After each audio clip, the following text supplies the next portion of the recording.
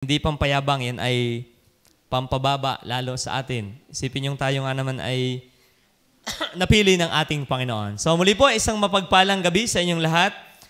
Ang ating pong pastor po ay wala ngayon dito. Siya po ay nasa sa Lipa. At meron pong ongoing na Baptist Mission Partners Conference po. Yun po yung ginaganap natin sa Iba, Zambales. Ngayon po ay dinala sa Batangas. So, at naroon po sila ngayon kasama si Brother Eric at saka po si Brother Romel. So sa oras mo ito, tayo po tumayo muna at tayo po yung magbabasa ng salita po ng ating Panginoon sa aklat po ng Matthew chapter 6. Matthew chapter 6 verse 19 hanggang 24. Yan hanggang 24 pala. Okay. Matthew chapter 6, 19 hanggang 24. So tayo po ay salitang magbasa. Ako muna, then kayo, then sabay po tayo sa verse 24. Verse 19. Huwag kayong magtipon ng kayamanan sa lupa, na dito'y sumisira ang tanga at ang kalawang, at dito'y naghuhukay at nagsisipagnakaw ang mga magnanakaw. Kayo po?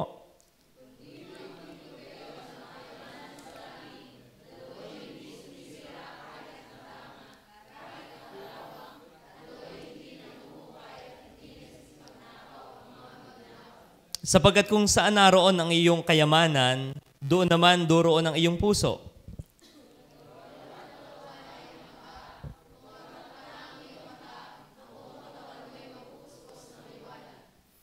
Datapat kung masama ang iyong mata, ang buong katawan mo'y mapupuspos ng kadiliman. Kaya't kung ang ilaw na sumasa iyo ay kadiliman, gaano kaya kalaki ang kadiliman? 24.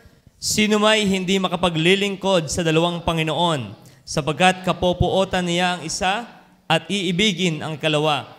O kaya'y magtatapat siya sa isa at pawawalang halaga ang ikalawa, hindi kayo makakapaglingkod sa Diyos at sa mga kayamanan. So tayo muna po ay lumapit muli sa Panginoon. Sa iyo po, aming mapagpalang Diyos, kami ipapasalamat ngayong gabing ito. Salamat po sa maghapong pagkakaloob mo sa amin ng buhay. Mula kaninang kami nagising hanggang sa binantayan niyo po kami sa lahat ng aming ginampanan sa maghapong ito. Kami nagpapasalamat, Panginoon, sa iyo, sa mga galing sa trabaho, sa school, galing po sa kanilang mga ginampanan. Nagpapasalamat kami, O Diyos, sa iyong mayamang pag-iingat. Muli po ay humihingi kami ng pagpapatawad sa lahat ng pagmamalabis at pagkukulang na yung batid ang aming isip ay basa nyo. Kung nakita nyo po ang impyerno na nasa ilalim ng aming mga paanan, ay lalong kita mo ang puso na taglay namin, Panginoon. Kaya ano man po yung karumihan na iyong nakita, at tiyak na nakita, kami po yung lilinisin, Panginoon. At ngayong gabi, kung kami po yung may makasamahan pa na nasa biyahe, patungo po dito, dalangin namin ang iyong mayamang pag-iingat sa kanila, maging sa aming po pastor, at sa mga delegates ng BMP na nasa sa Lipa ngayon, dalangin po namin ang iyong pag-iingat din po sa kanilang lahat. Samahan niyo kami, Banal na Espiritu. Kami po ay patuloy niyong turuan sa araling ito, naway patuloy ka naming pagtiwalaan sa aming buhay. Purihin ka po sa ngalan ng Panginoong Jesus. Amen. Okay, please be seated. Ang ating topic po ngayong gabi ay treasures in heaven. Treasures in heaven.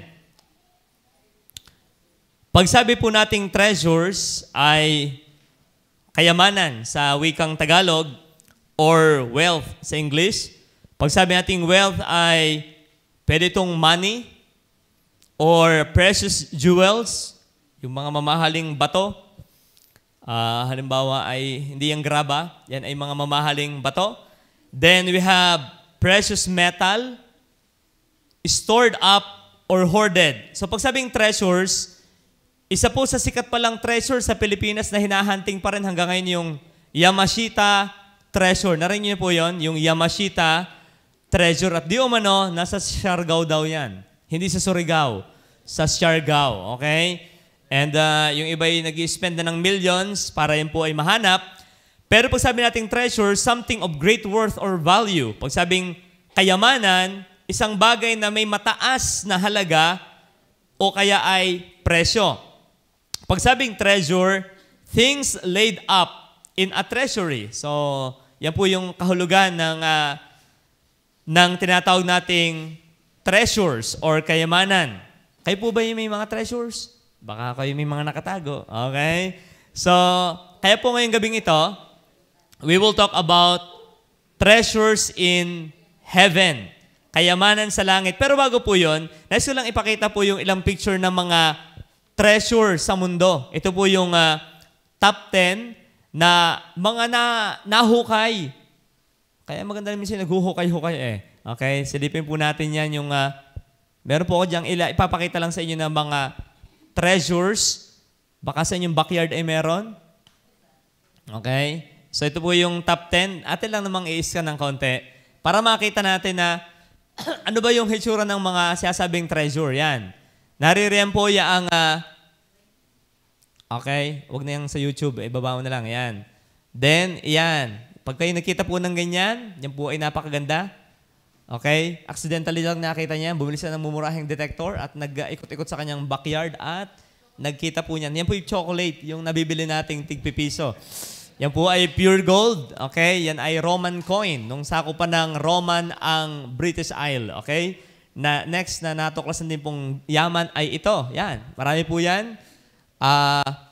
Kaya maganda naghuhukay-hukay sa likod bahay. Baka makatagpo tayo ng mga ganyan. Okay? Kaso minsan yamas ita. Yamas ng ita ang nahuhukay. Kasi dati palang deposito yung binabakbak. Okay? So, ito yung yamas ita. Okay. So, ito po ay panahon pa ng ano kang yaman ito? So, 4th to 5th century coin. Okay, yan ay silver coin naman. Then, ito. Minsan nakikita, wala pala tayo niyan. Mamahalin din po yan. Sige, daanan lang. Yan ang magandang mga makitang mga ginto. Okay? Sarili, ibang tawa next. Lampasan nyo na yan. Iba eh, masama ang tawa eh. Lampasan na. Ito po, ayan, mga silver. Silver po yan, mga yaman. And then, sige, number na ito.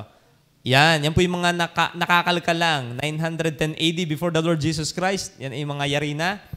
And then, after the Lord pala. Yan. Ito ay gold po yan. Okay? Nag-demolish sila ng lumang building at nakita po nila yan. Nakasingit sa mga pader-pader. 14th century. Ibig sabihin ay nung mga 15, yan ang date. Ito yung isa rin magandang natuklasan. Yan. Okay? Mga ginto. Okay? So, pag tayo nakatagpo ng gayaan, ay malaki-laking pang puhunan na. Then, yan po ay mga treasure na nahuhukay. Yung iba sa malimit sa lupa, pera, bukod pa yung mga treasure sa dagat. Sige, tapos na to? Okay, diretso lang. Number 8. Okay? Ang value ay priceless. Sabi dito, yan yung mga gold. And then, iyan, pambihira. Pag nakatagpo tayo ng bakang ginto, ito yung gintong guya.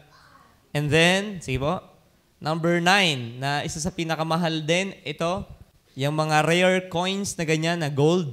And number 10, na pinakamahal na nakita ay ito. Pakibaba nga sa lugar ito nakita.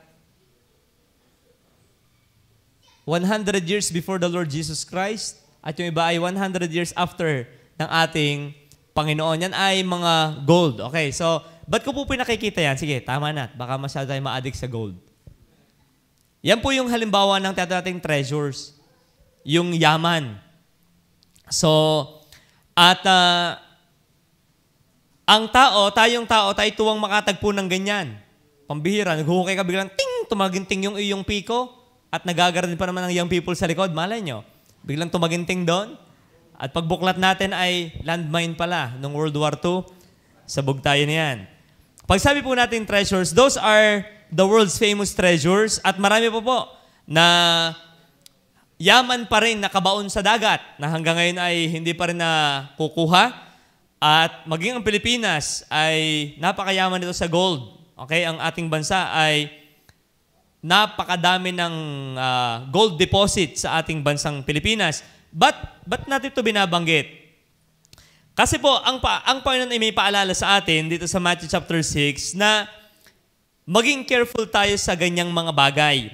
Nakalagay po dito, huwag kayong mga tipo ng kayamanan sa lupa Oo, ay pagka ikimigayan nga, nakakatuwa naman nga.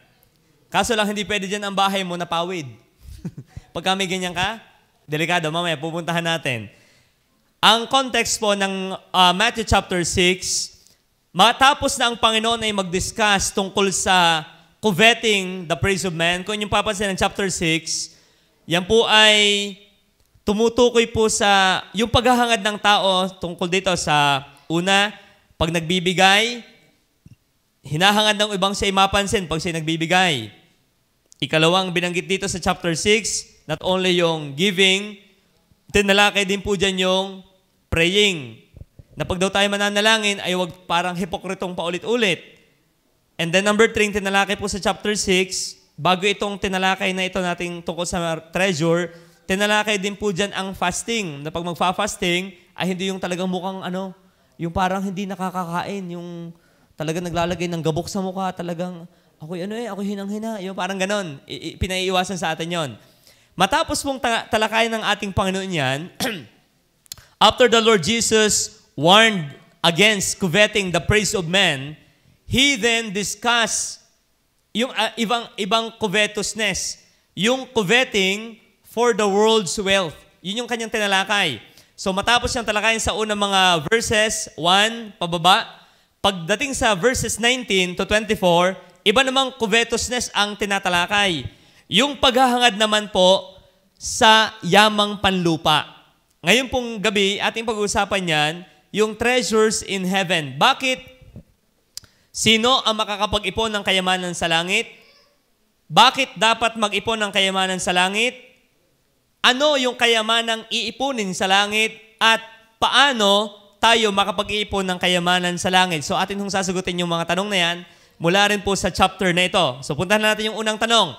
Who can lay up treasures in heaven? So, ang pag-usapan po, mag-ipon ng kayamanan sa langit. Yung pong utos ng Diyos. Ang tanong ay, sino ang pwede mag-ipon ng kayamanan sa langit? Lahat ba ng tao ay pwede mag-ipon ng kayamanan sa langit? Ano po ang sagot ng Biblia? Letter A, not the hypocrites.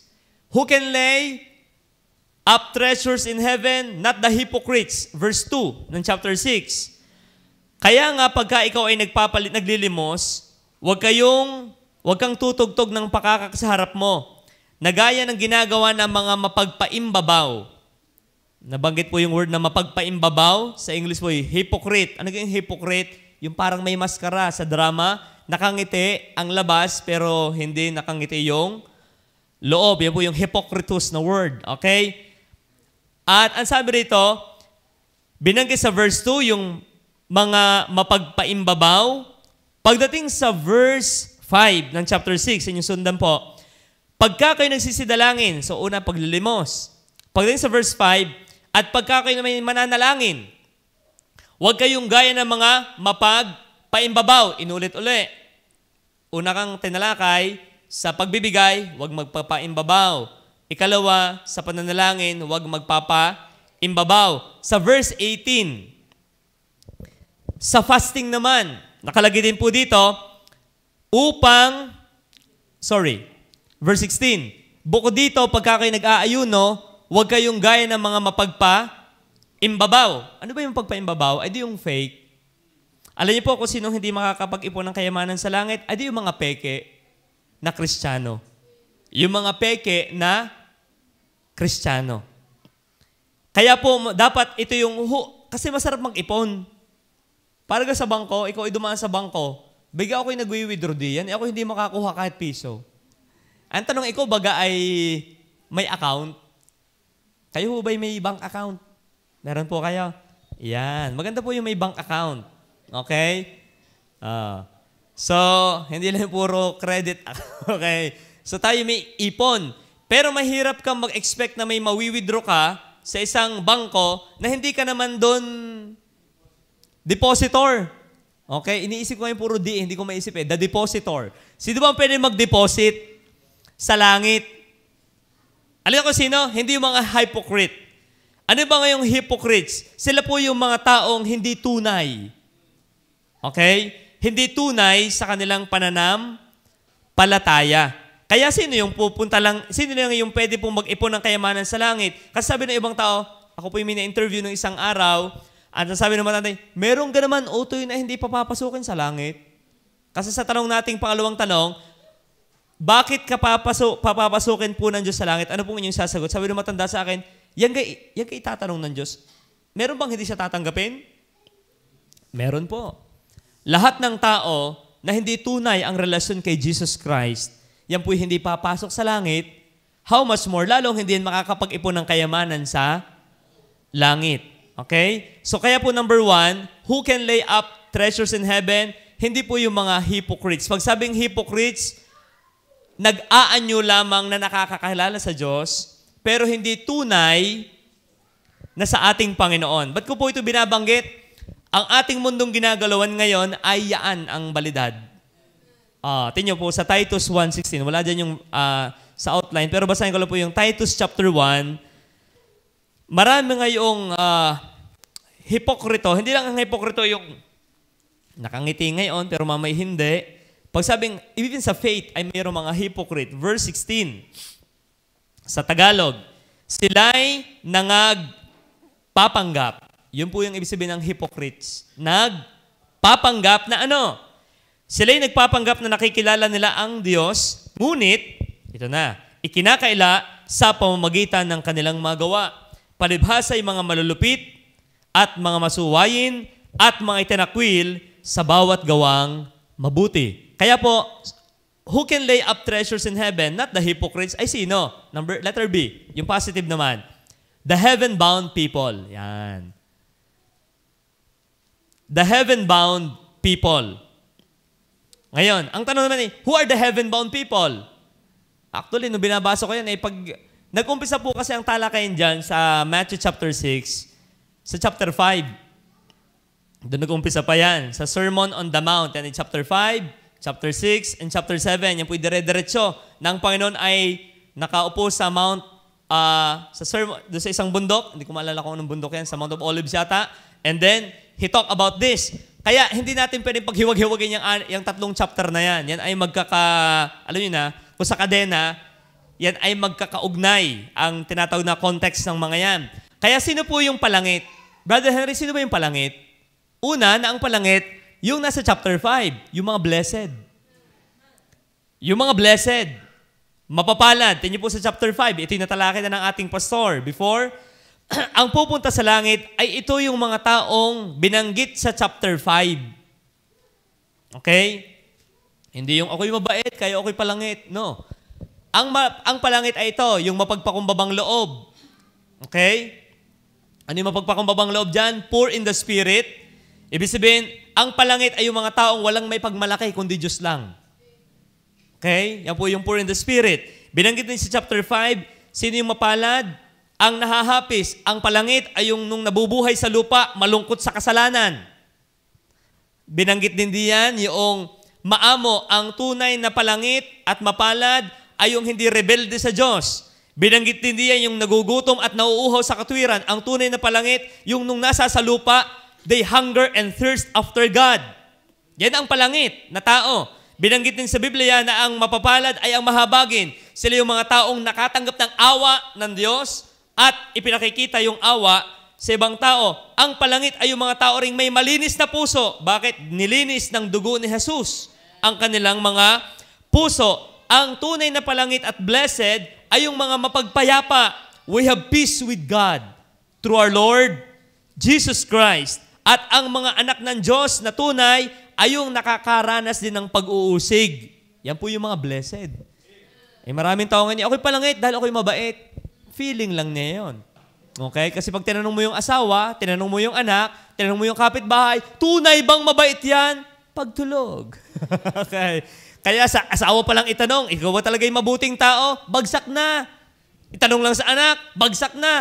Ipagmamayabang ng taong siya'y palangit dahil sa kanyang kabaitan, nagkakamali po tayo dyan. Ang tunay na palangit, yung naging mapapalad. At bakit? At lahat ng mapalad din, tumutukoy sa kaligtasan. Na ginawa lahat yan ng Panginoong Jesus sa ating buhay. Sa chapter 5, niliwanag ko sino yung ligtas, yung mapapalad. Sino pa po yung palangit? Sa chapter 6, ito yung pamilyar. Ama namin, sumasa langit ka. Our Father, thou art in heaven. Number 2, sino yung heaven bound? Sa chapter 5, yung mga blessed. Sa chapter 6, yung tumatawag sa Ama ng Ama namin. So, ibig sabihin, ang palangit na tao, yung mga children of God. Amen. Yung children of God. Kaya kung anak ka ng Diyos, ikaw talaga dapat nag-iipon ng kayamanan sa langit. Kung bagay ko yung may bank account na, mag-ipon ka na lang. Di kaya ako yung member sa buklod. Ako yung may passbook na hindi ko lang nilalagyan. Kasi sa langit ako nag-iipon. Pero ang puntos, di ka privilege yun, hindi lahat pwede dun eh. Ikaw ay sa Land Bank, sa China Bank, sa World Bank, doon yaman mo, sa World Bank ka nagdi-deposit. Pinautang mo ang IMF. Okay? At saka ang Development Bank of the Philippines. So, pero ang sabi rito, sino yung heaven bound? Yung pong mga anak ng Diyos. Sabi na Matthew chapter 6. Tingnan po sa chapter 6. Ito kasi tungkol sa prayer yung ibang part dito. At binanggit ng ating Panginoon diyan yung sabi, Our Father, which art in heaven. Pagdating sa verse 14, For if ye forgive their trespasses, your heavenly Father will also forgive you. Verse 15, your father. Binabanggit po lagi yung your father. Kung merong father, ay di may children. Kaya sino yung pwede pong mag-ipon ng kayamanan sa langit? Yun lamang mga anak ng Diyos sa chapter 6. Lahat ba, Brother Henry, anak ng Diyos? Hindi ba lahat utoy ay anak ng Diyos? Ano pong sabi ng Biblia sa John 8:44? Kayo'y sa inyong amang jablo. At ang nais ng inyong ama, ang nais ninyong gawin. Pagliliwanag lang po sa ating mga panauhin na nanonood dito, nakikinig dito at nanonood po diyan, hindi po tunay na lahat ng tao'y anak ng Diyos. Paglilinaw lang po yan, pagtutuwid. Hindi lahat ng tao ay anak ng Diyos. Ang tunay, lahat ng tao'y nilikha ng Diyos. Iba yung ikaw ay nilikha kaysa ikaw ay anak ng Diyos. Maraming bata, pero ang tunay mo lang na anak, yung may relasyon ka. Alam mo, lahat ng bata ay anak mo na. Okay? Maraming bata sa church dito. Pero ang relasyon ko dyan ay kay Amber lang kasi siyang aking anak. Iba yung relasyon ko doon sa kanya at sa ibang bata. Maraming tao sa mundo, hindi lahat anak ng Diyos yan. Yun lamang napaugnay sa kanya sa pananampalataya. Kaya po mali po, yun po'y fake news. Isang pandaraya na sabihin lahat naman ng tao ay anak ng Diyos. Lahat ay nilikha. Pero sino lang bang binigyan ng karapatang maging anak? John 1:12. Yung nagsitanggap sa kanya, sa makatuwid bagay, ang nagsisampalataya sa kanyang pangalan. Kaya sino po yung pwede mag-ipon ng kayamanan sa langit? The children of God. And chapter 7, yung huling bahagi ng Sermon on the Mount ng ating Panginoon, niliwanag din diyan. Magkakadugsong yan eh. The blessed, the children of God. Chapter 7, binanggit po dito naman yung sabi, ang taong matalino ay itinayo ang kanyang bahay sa ibabaw ng bato. Sino yung palangit? Sino yung palangit na tao? They are the people who built their life upon the rock. Ang tunay na ligtas ay yung mga taong walang ibang sandigan, kundi si Jesus lang. Hindi yung sandigan mo, ako'y malakas kay mayor, ako'y matalino, ako'y mayaman. Hindi yun ang sandigan ng palangit. Ang sandigan ng heaven-bound na tao, all other ground is sinking sand. My hope is built, di ba may kanta tayong ganyan? My hope is built on nothing less than Jesus Christ and His righteousness. Ibig sabihin siya yung solid rock. Okay? Kaya, sino po yung pwede mag-ipon ng kayamanan sa langit? Ay di yung mga puntang langit. Ay sino yung puntang langit? Yung mga blessed. Hindi lahat. Okay? Macarius. Chosen few. And then, bakit mo nasabing ikaw ay palangit? Anak ka na ng Diyos. At paano mo nasabing ikaw ay palangit? Kasi wala kang ibang pinagtitiwalaan, inaasahan, kundi si Jesus Christ lang. Maliwanag po sa talata, sa Matthew chapter 7, pag hindi ka kay Kristo nakasandig, ito ang mangyayari sa iyo. At verse 27, at lumagpak ang ulan, bumaha, humihip ang mga hangin, hinampas ang bahay, at nayaon at nabagsak. At hindi lang basta bumagsak, kakilakilabot ang kanyang pagkabagsak. Kaya po pag hindi si Kristo talaga ang naging salalayan ng kaligtasan ng tao, gibang-gibayan isang araw. Akala ko na may ang bait-bait ko na. Ako na may nagsisimba din. Ako ay nagbibigay pa ng pagkain sa mahihirap na mga bata. Lahat na ibinaybay mo pero hindi si Jesus, lugi ka. Nagtayo ka sa isang pundasyong mahuna. Kaya po, tayo naman na narito sa bahay-sambahang ito, I hope and pray na tayong lahat ay tayo yung qualified na maging depositor. Okay? Kung wala tayong bangko sa lupa kasi hindi tanggapin ng bangko yung ating i-deposit, bakit? 25 lang yan. Okay. Kung 25 milyan o 25 milyones, tatanggapin namin yan. Nevertheless, ang maganda, meron tayong iniipon sa langit. Masarap din naman mag-ipon. Kayo ba may savings na din, yung pantao? Lalo yung mga balak mag-asawa dito, dapat may savings kayo. Alam nga namang basta kayo, I love you all. Hindi pwede yon. Mahal ang baboy. Mahal ang regado. Mahal ang venue. Sige, pagka lumanta ka dyan na wala kang ipon, tatagap-tagap ka.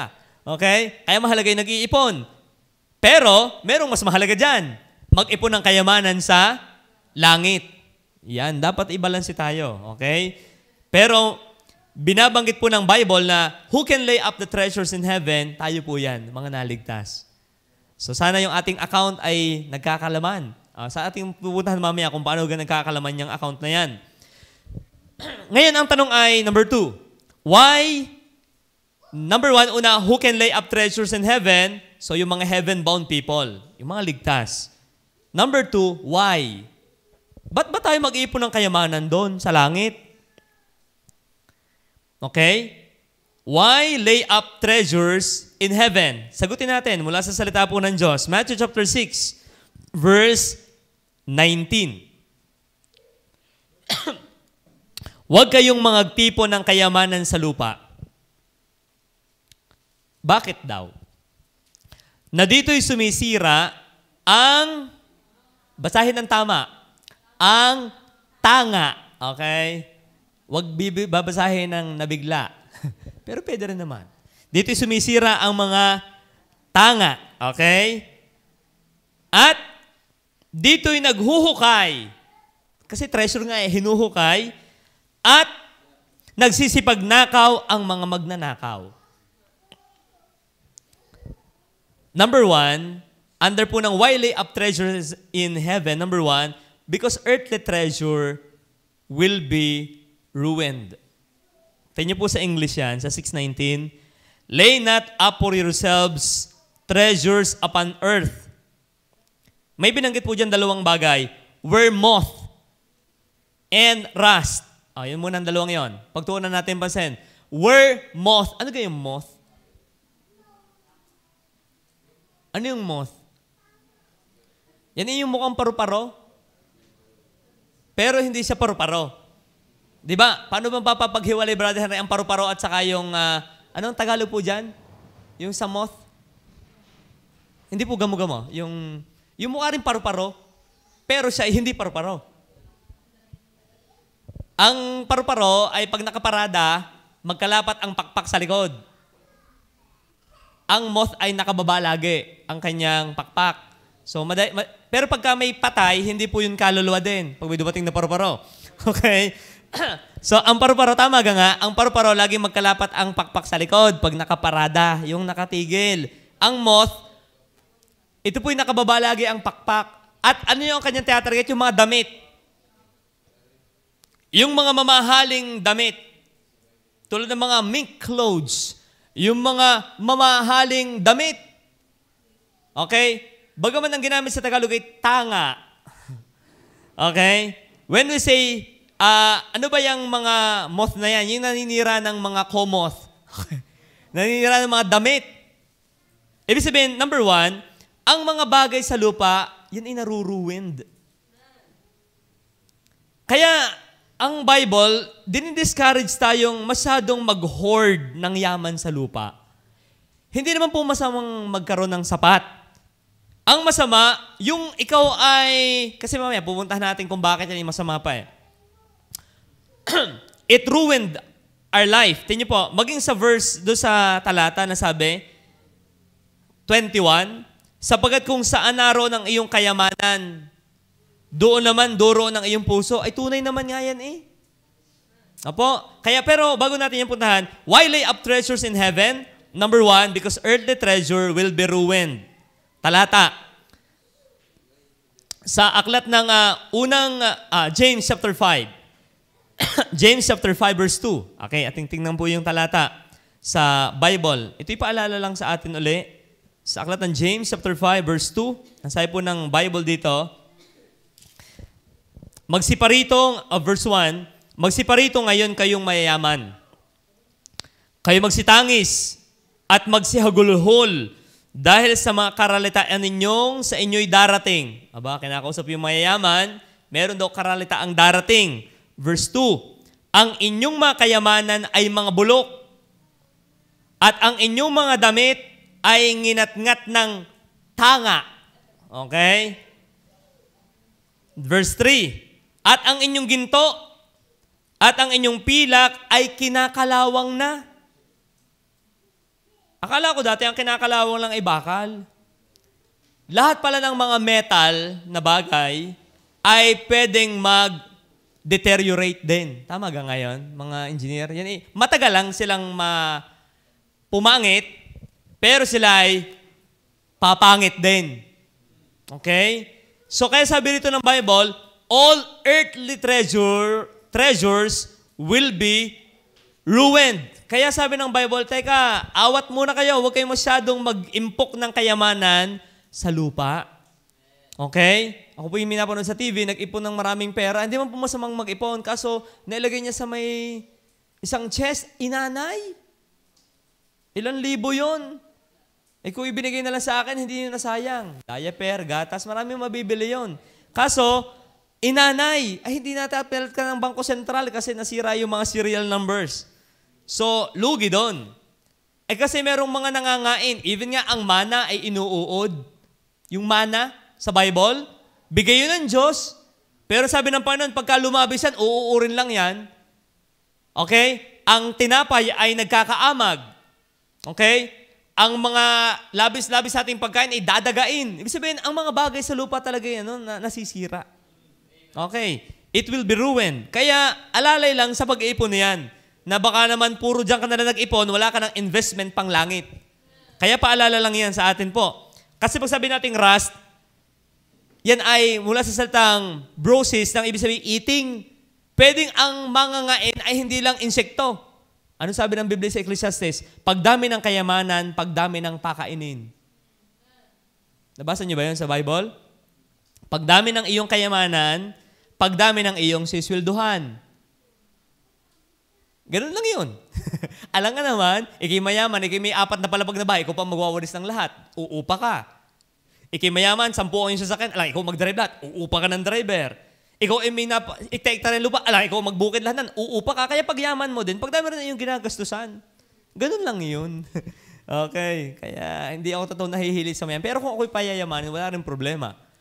Pero kita ko na yung pagdami ng sasakyan mo, paglaki na ng gastos mo, isang gulong ang sumabog, 20 mil. Ay kung 4 ang sumabog, mura-mura lang yun. Okay? You see? Ganun lang yan. Kaya huwag tayong totoong mananaghili sa iba because earthly treasures will be ruined. Okay?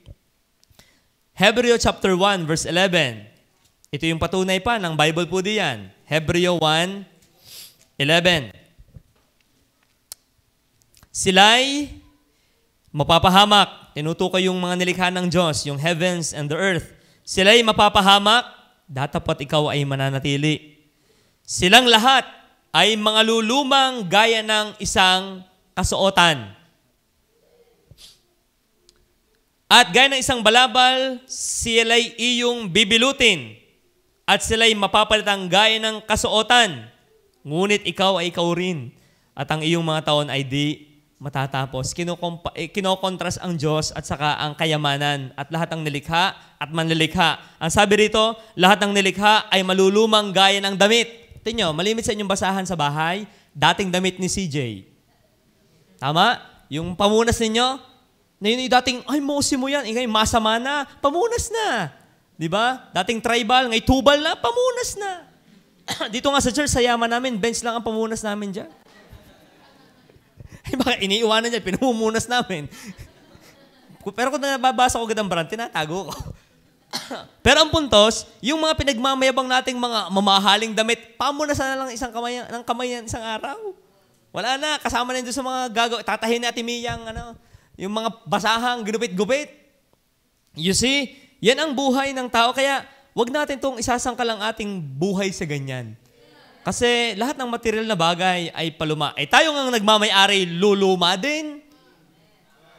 Wala namang palakas ng palakas. Nalakas lang BP. Nataas. Pero yung nalakas ang katawan, hindi.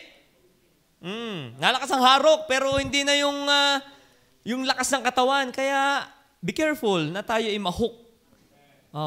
Yung kasi sa chapter 6, coveting praises ng una. Dito naman sa part na ito, coveting riches naman ang kanilang gusto. Kaya laging binabasag ng ating Panginoon yan eh. Ngayon, bakit pa po, why lay up treasures in heaven? Not only earthly treasures will be ruined. Number 2, earthly treasure can be robbed. Okay, verse 20. Matthew chapter 6. Sabi, kundi magtipon kayo ng kayamanan sa langit, na dooy hindi sumisira kahit ang tanga. Wala doong tanga sa langit. Kaya, sa langit ay walang tanga. Okay? Bawal doon ang mga tanga. Na dooy hindi sumisira kahit ang tanga, kahit ang kalawang, at dooy hindi naghuhukay, at nagsisipagnakaw ang mga magnanakaw. Sa English yan ay, where thieves do not break through nor steal. Bakit ka dapat tayo mag-alalay ng pagpapayaman sa lupa? Not only masisira, yan ay pwedeng manakaw din. Ay uso pa naman yun ng nakawan kasi magpapasko. Paalala po sa ating lahat, magpapasko, alam namang magnanakaw na bonusan, alam ng mga magnanakaw na mayroong mga okasyon, at dahil ikaw party-party, yon, may nanunungkit na ng cellphone, may nagnanakaw na ng mga kung ano-ano. Ito yung panahon na maraming magnakarta Indonesia. Okay? Pero ang puntos natin po, why lay up treasures in heaven? Kasi sa earthly treasure, yan ay pwedeng manakaw. Apo, at tayo na sa mundong yan ay realidad. Kausap ko yung aking ninong sa kasal, may isang araw na pulis. Sabi niya, masarap talaga sa Taysan. Siya po yung naging SESPO ng Tanawan City, PNP. At sabi niya, doon halos araw-araw may snatching, dukot ng bag, yung nanunukot sa bag ng mga cellphone sa Tanawan. Sa Taysan ay siguro mapapaya lang ang kinukuha dito. Mga luya ng kapitbahay o kay puso ng saging ng may puso. Pero hindi naman yung ganung wala masyadong issue. Pero ang totoo, marami talagang magnanakaw. Kaya kung ang ating kayaman ay puro panlupa, nakakatakot talaga. Puro parang nakawin. At kaya nakakatakot minsan maglakad dahil pag marami kagang pera, sino nasunod sa akin? Malala mong sinusundan ka, pag humikab ka, hihikab din yung nasunod sa'yo. Tips lang po yan. Alam mo may nasunod sa'yo pag gumaya yon. Ginagaya ka nun, okay? Okay, so, nakatitig sa'yo kaya nung humikab ka, gagaya yon. Okay? So, earthly treasures can be robbed. Yan po'y pwedeng manakaw. Kaya mga kapatid, ingat tayo sa pag-iipon ng kayamanang lupa. Okay, yun yung mga practical na binabanggit ng ating Panginoon. Ngayon, so, why lay up treasures in heaven? Hindi ko pala ito nabanggit kanina sa verse, hindi ko na ilagay diyan. Yung sa verse 21, okay, yung sabi ay, sapagkat kung saan naroon ang iyong kayamanan, doon naman duro ng iyong puso. Kasi kung taga lang ikaw ay tagalangit, dapat ang iyong kayamanan ay talaga sa langit mo iniipon. Mamaya pupunta na, ano ba yung mga iipuning kayamanan na yan sa langit? Pero ang puntos po natin muna dito, sabi rito ng Bible, magtipon kayo ng kayamanan sa langit, na dooy hindi sumisira kahit ang tanga, kahit ang kalawang, at dooy hindi naghuhukay, at nagsisipagnakaw ang mga magnanakaw. Okay? Kaya po yun yung paalala ng salita ng Diyos sa atin. They break in and steal. Di bali kung theft, paano pag robbery na ang gagawin? Ano yan, magkaiba yan Yung isa nagnanakaw, yung isa namamasok na. Yung isa nanakawan ka habang tulog ka, yung isa misigising ka. Yun yung delikado. Pero ito yung mundong ginagalawa natin. Yung iba nga, pati CCTV nila nanakaw. Hello. Ngingitian pa at bago kalasin. Ganun na sila ka. Kaya kung puro yaman natin sa lupa, talagang tayo lugi. Tayo lugi. Pero muli, hindi natin sasabing wala kang ipon. Ang masama, dito mo na inubos ang iyong buhay. Okay? Yung pipaalala, treasures in heaven. Who can lay up treasures in heaven? Those that are heaven-bound. Why we need to lay up? Because earthly treasure will be ruined. It will be rotten isang araw. It will be robbed. Okay? Number 3. Sabi daw sa fasting, I preach according to your age. So pagka daw bata, maigsi. Pag matatanda ng mga preacher, mahahabang magsermon. Okay? So dahil ako'y bata-bata pa, ay di ating iigsian lang. Okay. Ganun nga ba yun? So who can lay up? Number 3, what are the treasures in heaven na ating iipunin? Matthew chapter, ang hamon kasi sa atin dito, lay not up for yourselves treasures upon earth. 20, but lay up for yourselves treasures in heaven. Naging tanong ko to nung aking inaaral, ano yung mga treasures na yon na pwede nating ipunin sa langit? Ano yan? Yung ating pera, ibabala natin sa paltek? Iipunin natin sa langit? Tayo ay gagawa ng ating passbook, heavenly bank, at doon ka magde-deposit at yun i-account na doon? Ano ba yung mga bagay na ito na isang araw ay ating masusumpungan sa langit pag ating inipon dito sa lupa? Ano ba yung mga kayamanang yan? So, via context ng Matthew chapter 6, ating makikita, meron ditong 3 bagay na yaman natin ito sa langit isang araw. Okay? Sa verse 16 to 18. Yung huli muna, bago yung una. 16 to 18, ang sabi rito, bukod dito, pagka kayo nang nag-aayuno, ay huwag kayong gaya ng mga mapagpaimbabaw na may mapapanglaw na mukha. Bawal pala pag nagpapasing yung ganon. Yung halatang gutom na gutom ka. Nagpapasing po kasi kami sa church, kaya po ako'y ganito ang itsura. Bawal pala yun. Huwag kayong magpapaimbabaw na may mapapanglaw na mukha sapagkat kanilang pinasasama ang mga mukha nila. Hindi na kailangan yun. Okay? Natural na. Upang makita ng mga tao na sila ay nang-aayuno. Tingnan po ito. Katotohanang sinasabi ko sa inyo, tinanggap na nila ang sa kanila'y ganti, reward. Sabi rito sa verse na ito, pag daw tayo mag-aayuno, verse 17, datawa't ikaw, pag mag-aayuno ka, langisan mo ang iyong ulo. Maglagay ka ng pamada. Okay? Ibig sabihin, ayusin mo yung hitsura. Hilamusan mo yung mukha para masigla pa rin. Bakit? Upang huwag kang makita ng mga tao, yun na naman. Upang huwag kang makita ng tao na ikaw ay nag-aayuno, kundi ng ama mo na nasa lihim, at ang ama mo na nakakakita sa lihim ay gagantihin ka. Tingnan po, isa pala sa kayamanan na treasure sa langit ay yung pagfa-fasting ng tunay. Pero may paalala. Mag-ipon tayo ng kayamanan sa langit. Isa palang pag-ipon ng kayamanan sa langit na nag-iipon tayo ng reward isang araw ay yung ating pag-aayuno. Aba? So yung pag-aayunong tunay, yung tunay na ayuno, kasi hindi naman lahat na nag-aayuno ay tunay. Nag-diet lang. Pero di talaga nag-ayuno.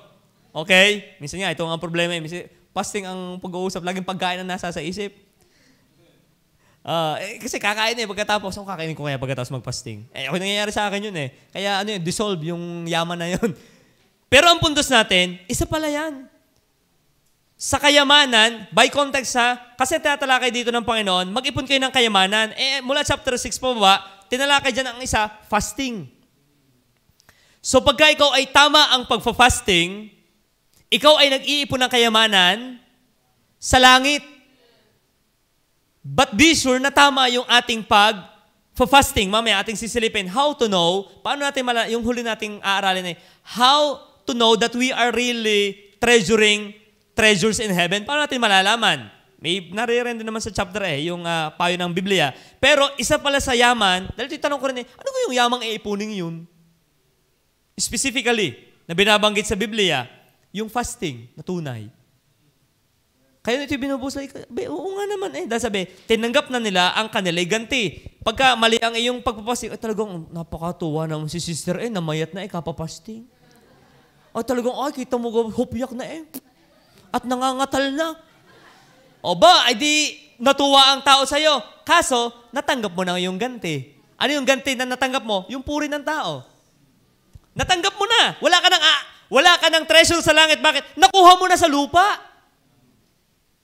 Kaya tama nga pala yung sinasabi ng Bible na huwag tayo magpapakitang tao. Bakit? Pag ikaw ay pinuri na ng tao, natanggap mo na ang iyong ganti. Mas maganda pang hindi ka nga pinupuri sa ginagawa mo. Why? Ang Diyos ang maggagantimpala sa'yo.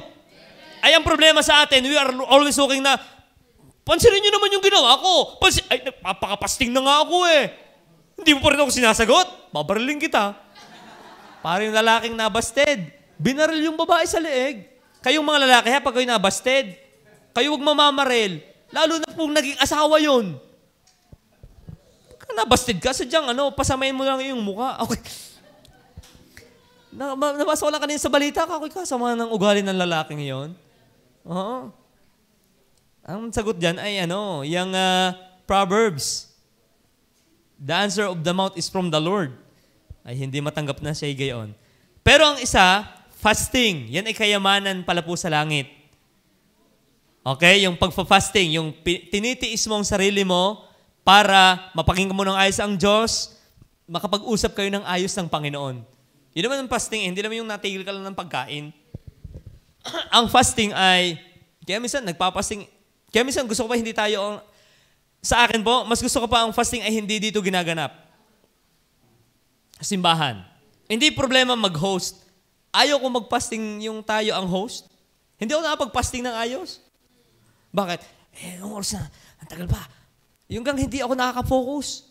Pag sa ibang lugar, ako'y nakaupo lang. Ang naririnig ko lang ay kulo ng tiyang ko. Naintindihan niyo ba yon? Minsan maganda rin nagpa-fasting na yung hindi lang event, yung talagang ikaw at ang Diyos ay nag-uusap. Tingnan niyo, pagka may sakit ang inyong anak, nawawala kayo ng gutom Pag si Amber po may sakit, anong gutom? Anong ikakain na? Parang, Amber, diyan ka muna at ako'y kakain. Hapunan na. Hindi, parang alam mo yung, pag meron kang iniisip na mahalaga, hindi mo na papahalagahan yung hindi masyadong mahalaga. Tama po ba sa mga magulang nagkakasakit ang anak? Ay, pambihira. Miski, alas 2 na, hindi ka pa nagtatanghalian, hindi mo ramdam. Ang fasting ay ganyan din. Pagka ikaw ay masyadong tutok sa Diyos, hindi mo na naiintindi yung iba. At pagka yun yung fasting na ginagawa natin, ikaw ay nag-iipon ng kayamanan sa langit. Hindi lang yung pagkaya Martes. Bagaman mahalaga rin po yung Tuesday na fasting. Pero mahalaga rin yung meron kang personal na fasting with God. Meron dito mga membrong gumagawa niyan. Kaya hindi mo maalok pagkalinggo. Okay? Kasi ginagawa nila. At ang Diyos na nakakakita nun. Number 2, na treasure din sa langit, yung verses 5 pababa. Ano ito? Yung prayer, not only fasting, but yung kayamanan din pala sa langit, yung pananalangin, tingnan po sa verses 5 pababa ng Matthew chapter 6. Nasaan yung prayer dito? Yung context. Chapter 6, verse, yes. At pagka kayo'y nagsisidalangin, pananalangin naman ito, huwag kayong gaya ng mga mapagpa-imbabaw. Sapagkat iniibig na lang manalangin ng patayo sa mga sinagoga, sa liko ang daan, upang sila'y makita ng tao. Yan, pag daw po tayo magpe-pray, ay huwag tayong pakitang tao. Aba, pagka public prayer, ito paalala sa nagpe-pray in public, be sure na kung mahaba ka mag-pray sa public, sa private mo'y mahaba ka talagang manalangin. Naintindihan niyo po yun? Kasi pag sit dito, manalangin ka nga, brother, abay talagang sa galing manalangin. Pero pag siya lang sa kwarto, hindi naman nagpe-pray. Hypocrisy lang yan. Meron ka lang ang paalala sa public prayer. When we pray, be sure na nananalangin ka talaga, ganyan ka rin manalangin sa Diyos in private. Hindi yung, pambihiraan kung habang magdasal sa public. Naku mo naman, pag sa bahay naman hindi ba na nagpe-pray? Yan na yan. Pagpapaimbabaw na, pananalangin. Tingnan yung sabi ng Bible. At pagka kayo nagsisidalangin, huwag kayo na mapagpaimbabaw, iniibig silang magsidalangin ng patayo sa sinagoga. Yung sinagoga po dito, huwag niyong babaliktarin din po yan. Hindi po yan kasama ng tanga, yung sinagoga. Okay? Ang sinagoga po ay tuklong, parang chapel. Okay? Synagogue. Okay? Kasi Tagalog ay delikado eh.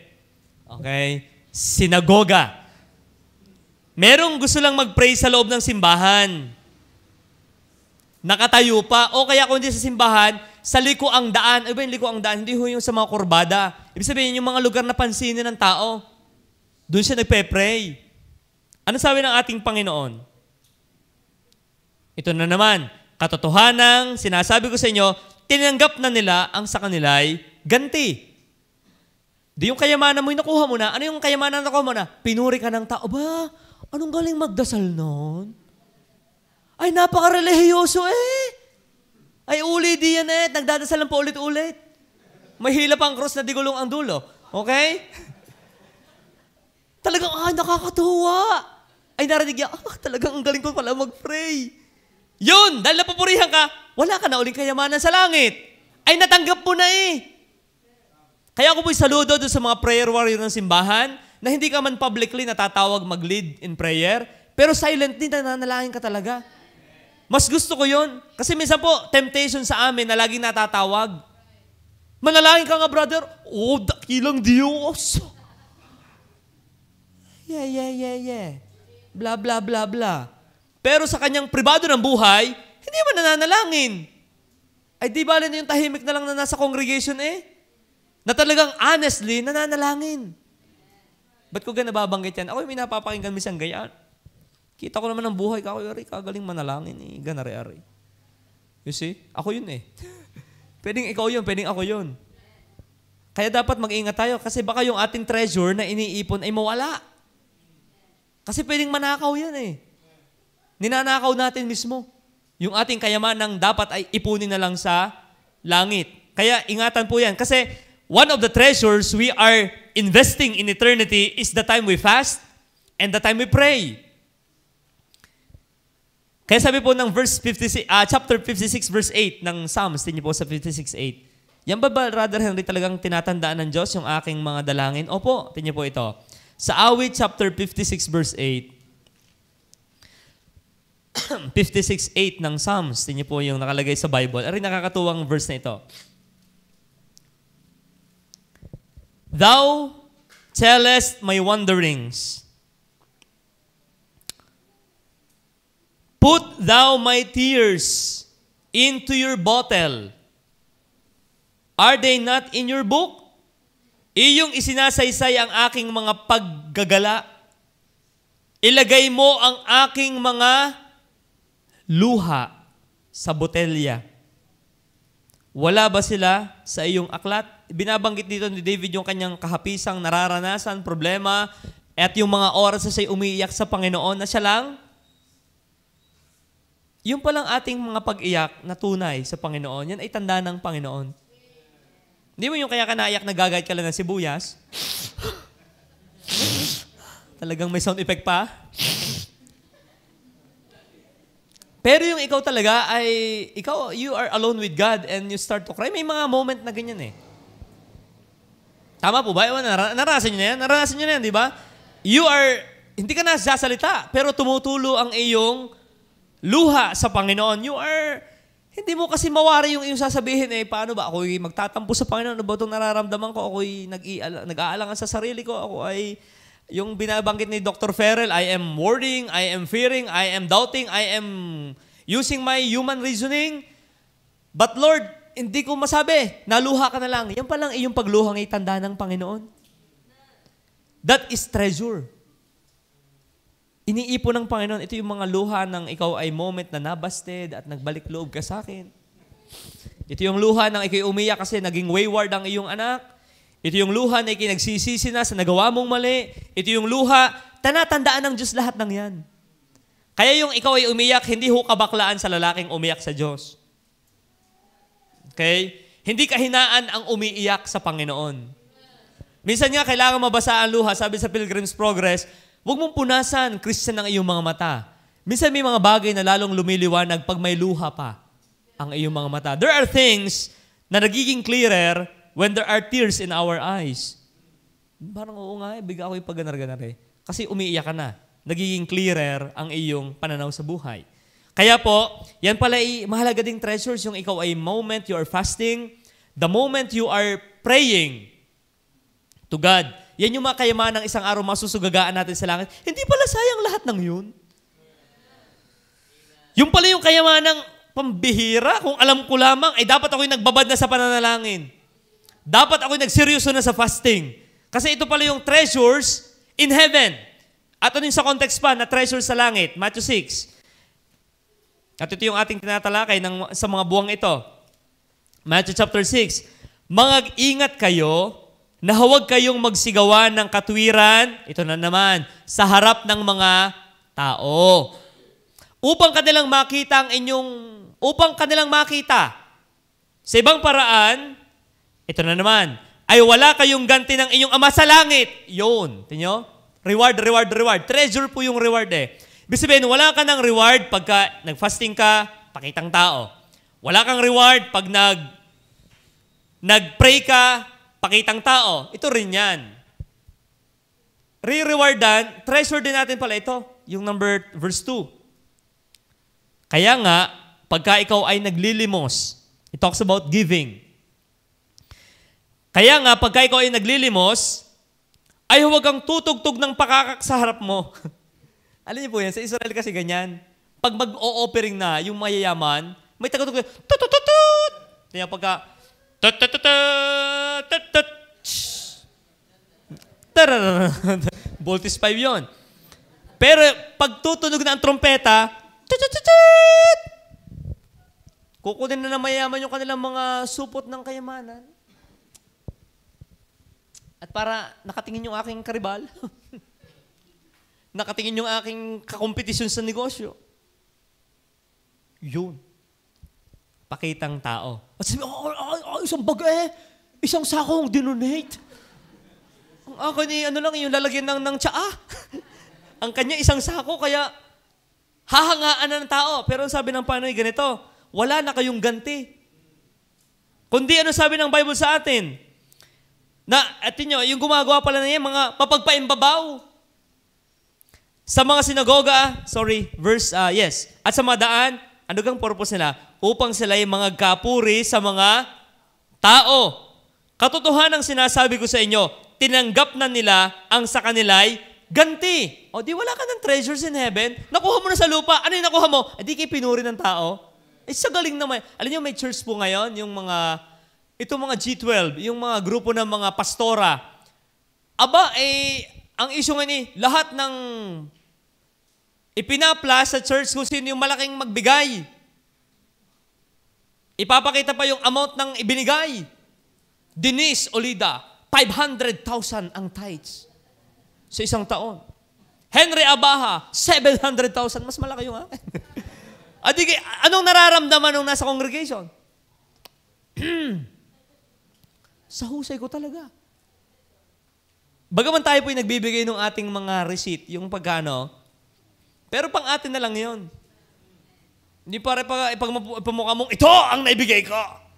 Akin ang 15 poste ng simbahan. Yung pusporo, ang laki. Okay. Kasi tingnan po, ang sabi ng Biblia, pag nagawa naman, pinuri ka nga ng tao dahil ikaw ay generous. Kasi pinakikita mo naman nga, tinanggap mo na ang iyong ganti. Verse 3, datapat ikaw, pagka ikaw ay naglilimos, you are giving, ay huwag maalaman ng iyong kaliwang kamay ang ginawa ng iyong kanang kamay. Ano ibig sabihin nun? Ay di huwag mo nang ipagyayabang ang iyong ginagawa. Verse 4, upang ang iyong paglilimos ay malihim. Dito yung minasimba rin pagka nag-o-offering talagang nakabukad-kad ang pera. Kung kayo observant, makikita niyo yun. Talagang, well, naintindihan natin sapagkat hustong isang piling ay, ano yun na, may problema. Pero, pagka tulad naman natin wala tayong problema, I think, at pagka mag-o-offering ay hindi tama yan. Ang sabi, upang iyong paglilimos ay malihim, ito ang good news, at ang Ama na nakakakita sa lihim ay gagantihin ka. O, di ito yung mga kayamanan ating dapat ipunin talaga. Ano yon? 3.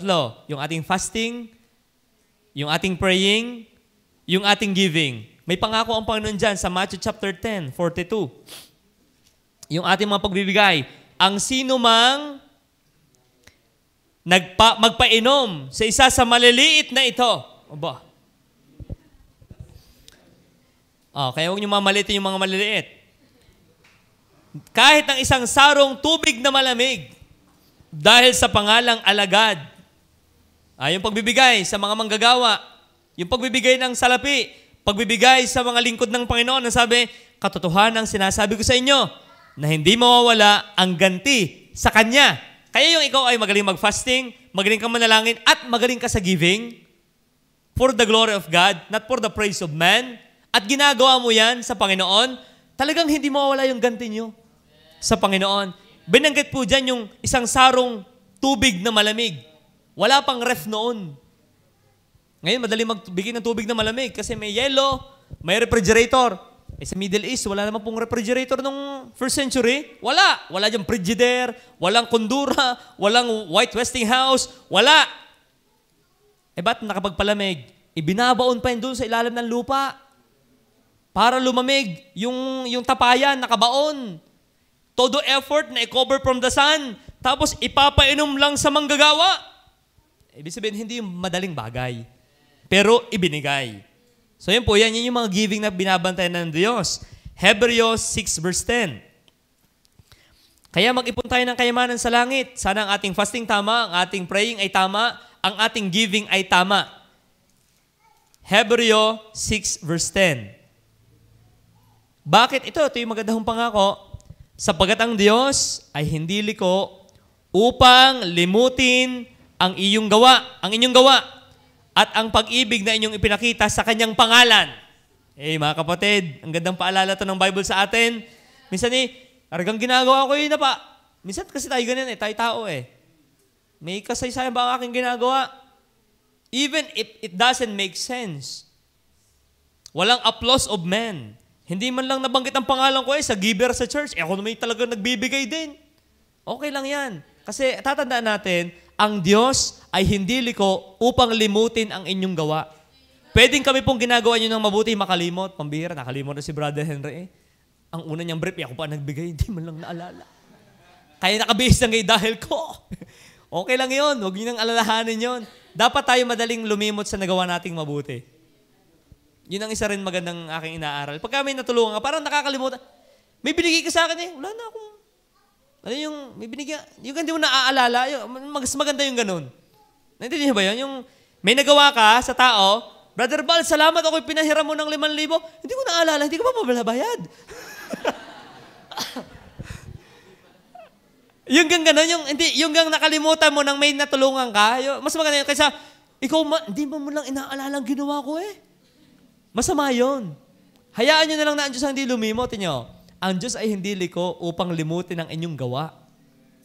At ang pag-ibig na inyong ipinakita sa Kanyang pangalan at ang inyong paglilingkod sa mga banal, yung ating mga pagtulong sa ating kapwa mananampalataya, yan po ay pansin niya ng ating Panginoon. Hanggang ngayon nagsisipang lingkod kayo. Kaya huwag kayong manghihinawa. Mag-ipon lang tayo ng kayamanan sa langit. Because the Lord is not slack. Hindi siya nakakalimot. Ngayon, huli. Una, who can lay up treasures in heaven? Dapat yakin mong palangit ka. Kasi hindi ka pwede mag-ipon ng yaman sa langit pag hindi ka pa palangit. Number 2, why lay up treasures? Number 3, what are the treasures in heaven that we need to lay up? Yung ating mabubuting mga ginagawa para dapat sa Panginoon. Huli, how to have treasures in heaven? Paano magagarantiya na tayo ay mayaman nga sa langit? How can we know that? Matthew chapter 6, in the context din, nakikita po natin diyan, may binanggit diyan ang Bible sa Matthew chapter 6 tungkol sa mata. Okay? Ang ilawan ng mata, ang ilawan ng katawan ay ang mata. Okay? Maliwanag pa ba ang inyong mga mata? Okay? Ang ilawan ng katawan ay mata. Kung tapat nga ang iyong mata, ang buong katawan mo ay mapupuspos ng liwanag. Tama naman nga po Tingnan yung katulad namin may mga depekto ang mata. Pag sa hirap paggawa ng salamin. So kung ganun ipatong ang salamin ko, kasi may problema ang aking mata. Damay, ikaw nga mapuwing lang pag nagdadrive ka Wala ka na sa linya. So ibig sabihin, pag may problema ang mata mo, wala ka sa tamang direksyon. Ito yung payo ng Bible sa atin, dapat ay tama ang iyong mata sa pagbibigay. It talks about direction. The eyes talks about how to know that you are having treasure in heaven. Tingnan mo yung iyong direksyon ng iyong pagbibigay, ng iyong yaman. Sabi rito, when you are doing these things, whose focus you are? Who's your focus? Pagka ikaw ay nagbibigay, ang pangit kasi yung nababanlag ang mata. Hindi man po siya sabi kong, alam yung nababanlag, yung nagbayad daw sa jeep, duling naman ang driver. Yung bibigay ko na lang 5 para akala niya 10. Dahil 10 ang pamasahe. Tay, bayad po. Sabi kulang pare utoy. Abay, alam. Ay, 2 kayo Akala niya nakalibre na dahil 2. 10 daw 5. Di times 2, di 10. Lusot ako. Sabi ng driver, ay kulang pa utoy. Mali daw. Ay, 2 kayo kasi nga, alam yun, joke lang po yun kasi may depekto rin ang mata ko. Pero ang punto, it talks about the eyes. Ang eyes talks about direction of life. Pag pangit ang mata mo, pangit ang pupuntahan ng katawan mo. Parang pag bulag ka, sala ang iyong dadaanan. Pag malinaw ang iyong mata, tama ang iyong pupuntahan. When we are giving, when we are fasting, kanino ka tayo nakafocus? Is it for heavenly thing or for earthly things? Dapat tama ang ating tingin. Ikaw ay nanalangin, para kanino? Ikaw ay nag-aayuno, para kanino? Ikaw ay nagbibigay, saan ka nakatingin? Anong paalala ng Biblia sa atin? Looking unto Jesus. He should be the first and final motivation of our life. Kasi pag hindi mo na ako pinapansin. Lagi na lang akong mali. Kasi nga, puro pantao ang gusto mong gawin. Gusto mong magpapansin sa tao, hindi sa Diyos. Let's focus our eyes on Him. Kasi sabi ng Biblia, pag yung mata mo'y masama rin ang gagawin ng iyong katawan. Kaya, when we talk, yung binanggit yung eyes diyan, ba't kadugsong ka ako itong matang ito? Ba ito yung nakalagay din So yun pala, ang ibig sabihin ng Panginoon, niliwanag niya na para maging may kayamanang ka sa langit, be sure na tama ang iyong tinitingnan. And lastly, sa verse, nasan yun yung treasure na yan? Wala ko. 22, ang ilawan ng katawan ay ang mata, kung ang tapat nga ang iyong mata, ipagsabing single eye, hindi naman yung dito sa noo. Pag sabing single eye, tama ang focus ng iyong mata. At ang sabi, your whole body shall be full of light, but if thine eyes be evil, your whole body shall be full of darkness. If therefore the light that is in thee be darkness, how great is that darkness? Verse 24, last. No man can serve 2 masters. For either he will hate the one and love the other. Sa politika lang uso lang, I love you all.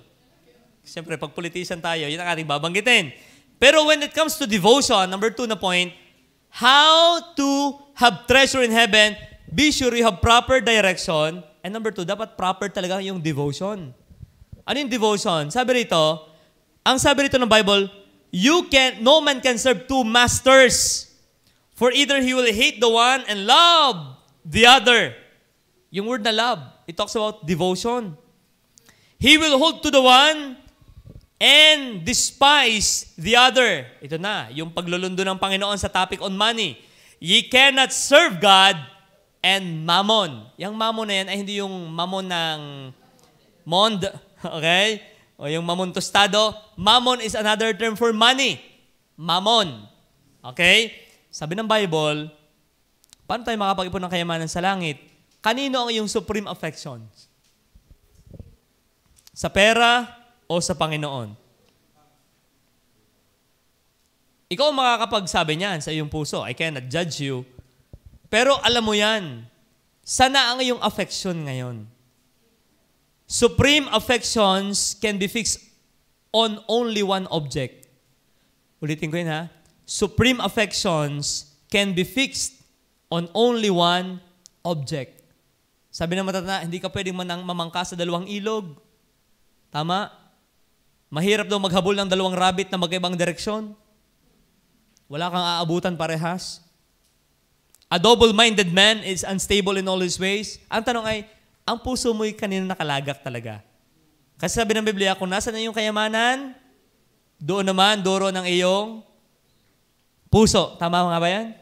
For where your treasure is, there your heart will be also. As I close, sabi nga ni Martin Luther, what a man loves, that is his God. What a man loves the most, that is his God. Kaya, malalaman mo kung sino yung Diyos, sino yung pinakamamahal. Doon lang yun. So, kapkapin natin ang ating mga puso, Lord, search me, O God, and know my heart.